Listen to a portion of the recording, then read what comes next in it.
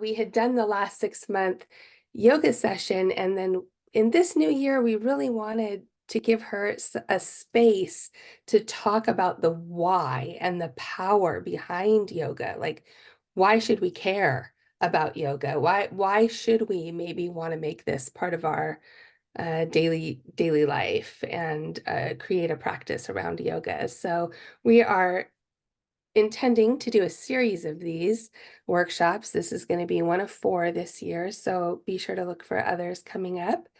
And with that, I'm going to go ahead and just turn it over to Christine, and you can say what you want about yourself, and I can't wait to hear what you have to say tonight. Thank you so much, Amy, for that lovely introduction. And yes, actually, I had a yoga therapy client while I was doing my training practicum in order to get my certification that had a double mastectomy and had back in 2014. And she mentioned what a wonderful organization this was and how helpful and supportive it had been for her. And so I just kind of made a mental note to myself to look into your organization after I got my certification complete. And one of the ways I remind myself about organizations I'm interested in is to sign up for the newsletter.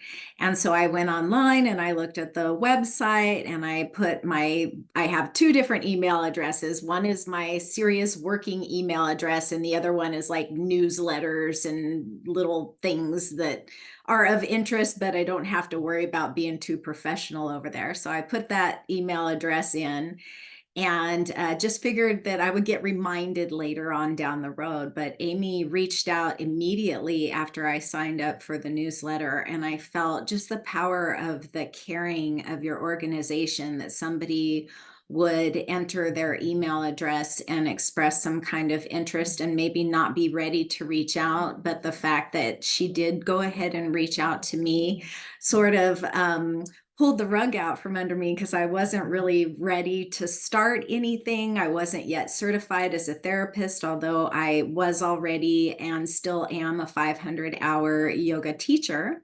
But we decided to go ahead and give it a shot, and it's been one of the most rewarding experiences of my life to bring yoga to you all.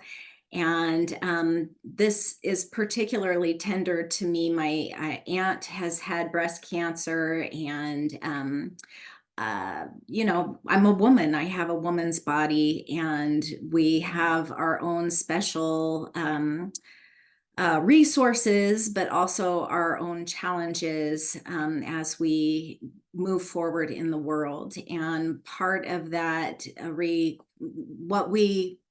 what we experience, especially in our early life, often contributes to things that dysregulate us and take us out of our most healthy, harmonious way of viewing and living in the world. And one of those things that I learned about in my yoga therapy training, which I am now and have been for 8 months, I guess, certified, is how to work with our nervous systems.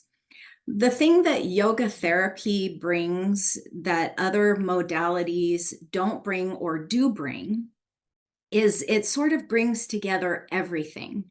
So when we're dealing with trauma, when we're dealing with recovering from a major surgery or an illness, when we have childhood trauma, when we are reaching out for therapy or psychiatry, we're looking into talk therapy, which is top-down therapy. Also, there is somatic therapy, where we move and we get into the body. That's bottom-up therapy. There's also compassionate inquiry and internal family systems and art therapy and chiropractic work and massage and self-massage and foam rolling and all of these things, breath work, and all of these things you hear in different pieces from different areas, but that is all encompassed in yoga therapy. We learn about the particular person, we learn about their particular challenges, their histories, and we apply the different principles from all these different modalities so that it's really personalized. And it is also a bottom-up practice because it is crucial for us to feel safe in order to heal. And that's whether we're talking about healing physically or mentally, emotionally, or even spiritually. It is crucial for us to feel safe.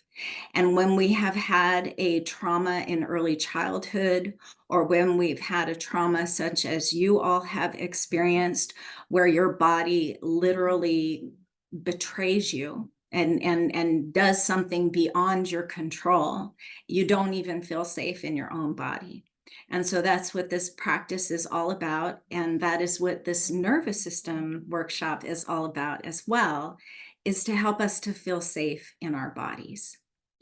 So I have a little PowerPoint prepared, and I'm going to see how well I can make this work. Let me make sure I can share my screen here, Amy. You should be able to, but if you have any issues, just let me know. Absolutely. That looks great on my end. Wonderful. Oh, I wish I could see all of you still, but I only have a little limited view here. So this is all about resetting our nervous systems. And today we will, whoops. Whoop, it's not advancing. It's a me thing.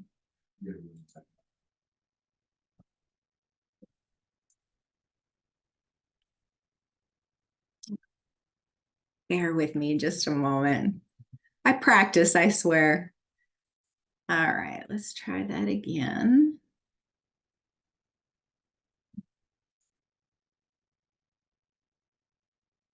Okay, are you seeing that now? Yep, Okay. first slide. We can see the All first. right, now we've got the agenda. Very good. So the first thing that I would like to do is invite presence today, and I'll get back to that in just a moment. And then we'll go over what the nervous system is, how it functions in our body. Then we'll talk about polyvagal theory. And polyvagal theory is a theory about the nervous system, about our worldview, about how safe we feel in our body. And then I will show how yoga and the polyvagal theory complement and work with one another. And then we'll do a short practice just seated in our chairs. And I'll try to leave time for questions at the end. So the first thing is about inviting presence. One of the very first things that I noticed when I started practicing yoga regularly, within about, I don't know, maybe 6 months it probably took of practicing yoga, I suddenly realized as I was on my mat that I was not busy planning what I was going to eat for lunch or dinner. I wasn't thinking about what my boss said earlier this morning. I wasn't planning the email that I was going to send as soon as I got back from my desk. I realized I was right there in my body without all of these thoughts running around in my head. And that is the practice of yoga, is calming the fluctuations of the mind. When we do that, we stop living in the past, we stop living in the present or in the future, and we begin living in the present. And that is where we can really engage with the world around us the most fully and the most powerfully. So just to take a moment here to kind of just feel into your body, wherever you're sitting, whether you're sitting in a chair and your feet are on the floor, if you're sitting on your couch cross-legged, whatever, you might be reclining with your cat or your dog, maybe. Just feel the bottoms of your feet and feel your legs, the backs of your thighs and your sit bones, and just direct your attention to how they feel, to the solidity of the ground underneath you, to the support of the seat that you are sitting on. Maybe feel the support against your back. And if closing your eyes helps you to go inward a little more, that would be great. Or soften your gaze maybe. And just really feel what you feel. Invite yourself to be fully in your body. And then just to give you another anchor for just another minute, focus on your breath. Just right there at the end of your nose. Focus on the sensation that the inhale creates. You might notice a little tickling sensation, maybe a little temperature change, a little coolness or a little warmth. Maybe you smell dinner cooking. And as you exhale, notice the sensation of the breath leaving your nostrils. You might be able to even perceive all the little cilia that are there in the nostrils, protecting you from particles. Just for another few breaths, feel your feet on the ground. Feel yourself supported by your chair. And feel your breath at the end of your nostrils.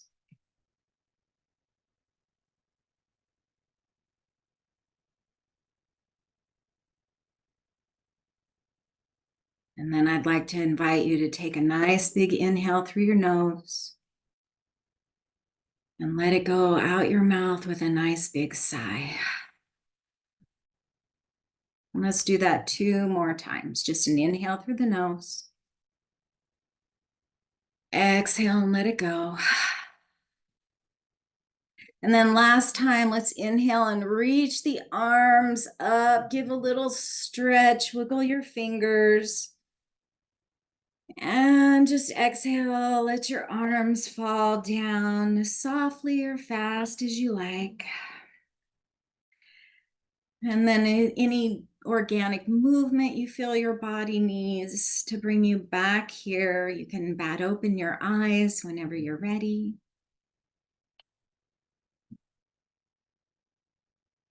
I have this quote here.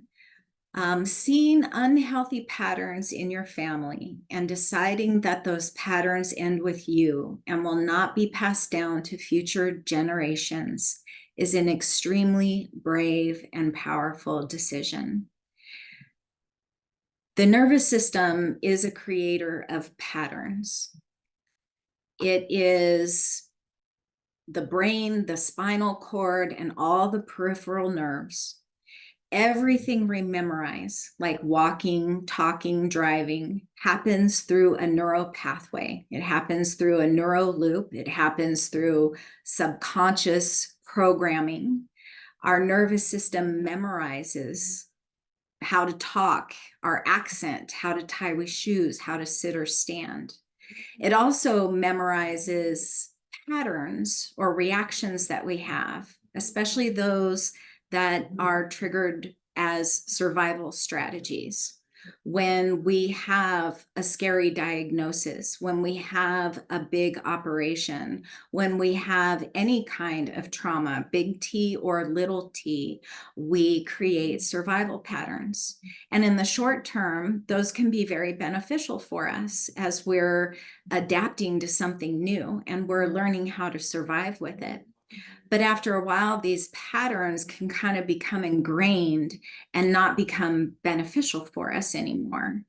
In the Western culture, we call this nervous system memorization or subconscious programming, neural pathways. In yoga, we call this the Sanskrit word samskara. It is a pathway or a groove or a rut, if you will, that we always do the same things over and over again. And to a certain extent, those routines that we have can be very supportive for us and for our nervous systems. But like I said, sometimes, especially when they are created as survival strategies, they eventually don't help us anymore. And I'm talking about things like drinking heavily or smoking or driving too fast or having, codependent relationships or anything like that. The thing, though, that's wonderful about the nervous system is that we have the ability to change those pathways. We have neuroplasticity, they are finding, where we can actually train our bodies and train our nervous systems that we can do things in new, more healthy ways.